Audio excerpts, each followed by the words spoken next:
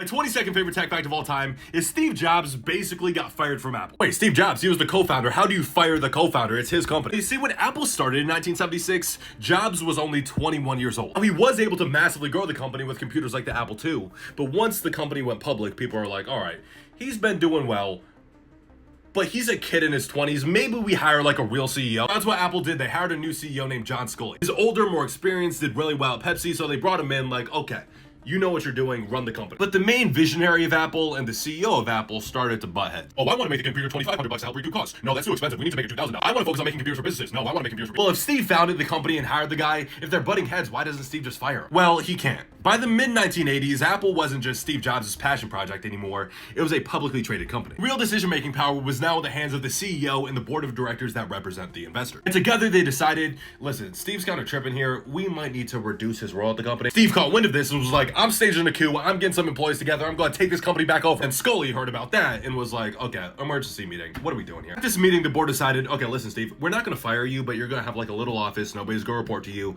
You can just like play around with your technology, but you're not running anything. Steve was like, screw that. It's either him or me. Everyone take a vote. He assumed the board would be on his side, but they weren't. Now that the CEO and board were both against him and refusing to take a lesser role at the company, Steve decided to step away from Apple.